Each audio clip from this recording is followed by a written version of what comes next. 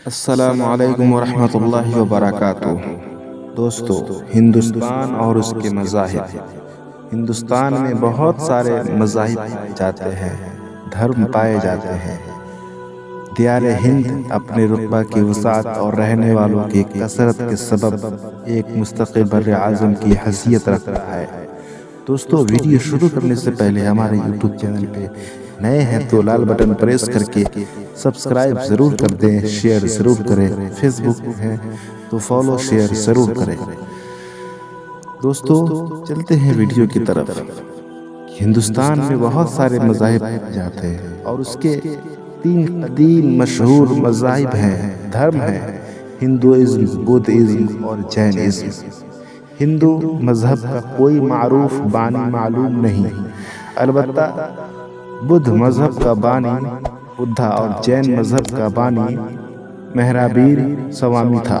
ہندوستان کا ایک مذہب سکھ مذہب بھی ہے جس کا بانی گرو نانک تھا۔ ہندوازم ہندوستان میں رہنے والے قدیم ترین قوموں کی تجارت کے ثمرات سے عبارت ہے، جن کے نتیجے میں ہندوازم مذہب نے جنم لیا۔ یہ افکار اس وقت سے جمع ہوتے رہے جب آرین فاتحین میلاد مسیح سے 1500 سال پہلے ہندوستان میں داخل ہوئے۔ پھر 8ویں صدی قبل مسیح میں برہمن کاہنوں کے ہاتھوں اسے ترقی ملی، جنہوں نے بعضم خواہش یہ سمجھ لیا تھا کہ وہ معبودوں کا ایک حصہ ہے۔ پھر 3 صدی قبل مسیح میں دوبارہ منو شاستر کے قوانین کے ذریعے اسے مزید ترقی دی گئی۔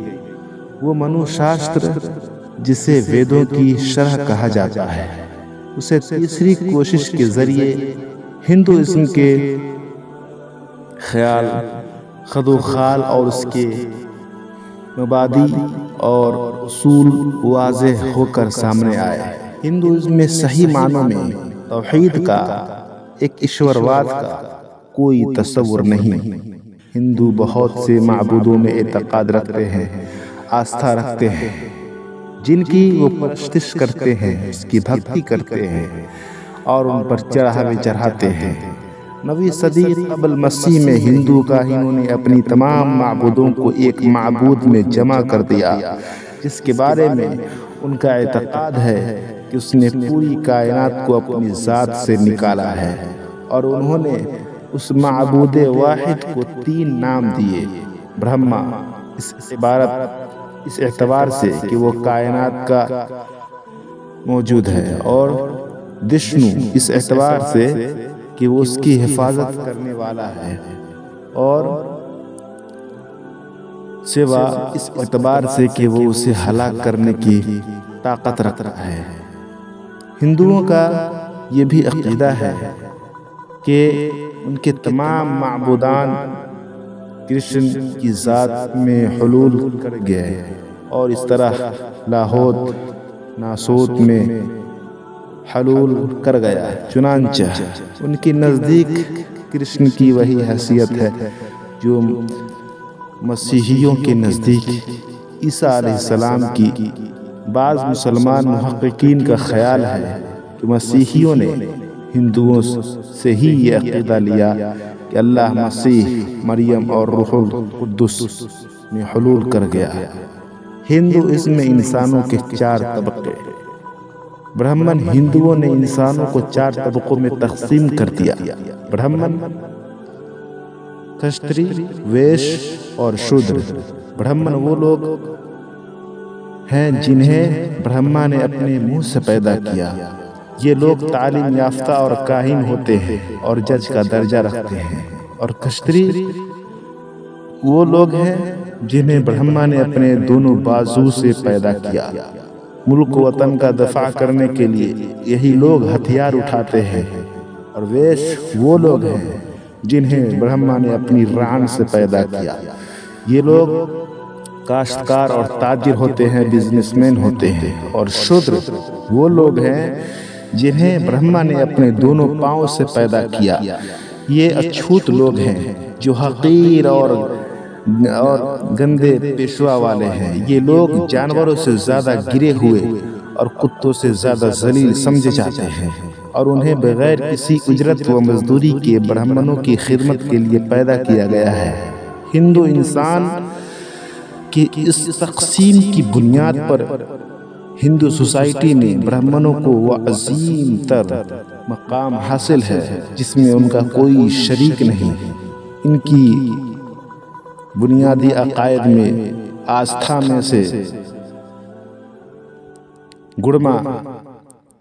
کرما یعنی قانون مکافات کا عقیدہ ہے، جو خالص عدل و انصاف پر قائم خدائی نظام ہے۔ اس طرح تناسخ ارواح کا عقیدہ ہے، جس کا مطلب یہ ہے کہ روح مردہ انسان کے جسم سے نکل کر ایک دوسرے انسان کے جسم میں اس کی پہلی زندگی میں عمل کے مطابق حلول کر جاتی ہے۔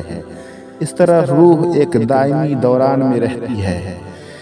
اسی طرح ان کے نزدیک وحدت الوجود کا عقیدہ ہے، جس کا مفہوم یہ ہے کہ اللہ آدمی کے ساتھ متحد ہو جاتا ہے۔ اللہ ہر جگہ موجود ہے، جیسے آگ کی چنگاری خود آگ کے ساتھ، اور یہ پوری کائنات اللہ کے وجود حقیقی کا مظہر ہے۔ ہندوستان کا علاقہ ہمیشہ ہی انتشار و افتراق اور چھوٹی چھوٹی حکومتوں میں پھوٹ کا شکار رہا، اور دنیا سے کٹ کر زندگی گزارتا رہا، اور ہر قسم کی زوال اور انحطاط کا شکار رہا۔ فسق و فجور اور فحاشی عام رہی، اور ایسے فرقوں نے جنم لیا جنہوں نے اخلاق و تہذیب کا جنازہ نکال دیا، اور شراب، جوا اور زناکاری جیسے گناہ مذہب کی تعلیمات میں داخل کر دیے گئے۔ ہندوستان انہی حالات سے دوچار تھا جب مبلغین اسلام ہندوستان کی سرحدوں تک پہنچے تھے۔ بدھ کا بانی گوتم بدھ تھا، جو تقریباً 573 عیسوی میں جنوبی نیپال کے گاؤں لمبنی میں پیدا ہوا۔ اس کی تعلیمات اس کی وفات کے 300 سال بعد راجا اشوک کے زمانے میں لکھی گئی، جن کا آسمانی مذہب سے کوئی تعلق نہیں معلوم ہوتا ہے، اور کہا جاتا ہے کہ اس نے اپنی موت سے پہلے اللہ سبحانہ و تعالیٰ کا انکار کر دیا تھا، اور اس نے اپنے ماننے والوں کو ایمان باللہ کی وصیت نہیں کی۔ اس لیے بعض علماء کا خیال ہے کہ گوتم بدھ ملحد تھا، اور اس کو موت الحاد پر ہوئی۔ جین مذہب 6 صدی قبل مسیح 486 اور 540 عیسوی میں مہابیری سوامی کے ذریعے ظاہر ہوا۔ یہ آدمی تقریباً گوتم بدھ کا ہم عصر تھا۔ اس مذہب کو برہمنوں کے خلاف ایک انقلابی تحریک سے تعبیر کیا جاتا ہے۔ اس کو ماننے والے کائنات کی ازلی خالق کے وجود پر اعتقاد نہیں رکھتے، بلکہ ان کا اعتقاد ان روحوں پر ہے جن کو دوبارہ کسی جسم میں لوٹنے سے نجات مل گئی اور معبودوں کا درجہ پا گئی۔ اس لیے ان لوگوں کے نزدیک معبودوں کی تعداد اتنی ہی جتنی نجات روحوں کی ہے۔ پھر انہوں نے روحوں کے مجسمے بنا لیے، ان کے فوٹوز بنا لیے، اسٹیچوز بنا لیے، ان کی پرستش کرنے لگے، بھکتی کرنے لگے۔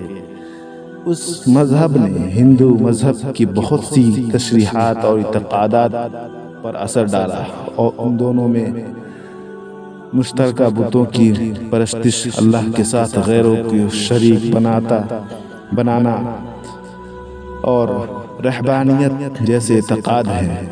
اس تفصیل سے معلوم ہو گیا کہ ہندو قومیں جو باطل مذاہب، فاسد اخلاق و عادات، انتشار، بے راہ روی کی انبار تلے سسکیاں لے رہی تھی، انہیں نبی رحمت صلی اللہ علیہ وسلم کی بعثت کی نبی اکرم صلی اللہ علیہ وسلم مبعوث ہوئے شدید ترین ضرورت تھی تاکہ آپ صلی اللہ علیہ وسلم انہیں ہلاکت سے نجات دلائیں اور کفر و شرک کی تنگ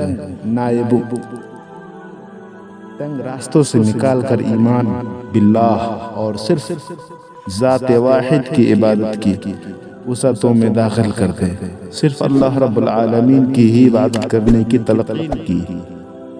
دوستو ویڈیو اچھی لگی ہو تو ہمارے یوٹیوب چینل کو لال بٹن پریس کر کے سبسکرائب ضرور کر دیں، شیئر ضرور کریں۔ السلام علیکم ورحمۃ اللہ وبرکاتہ۔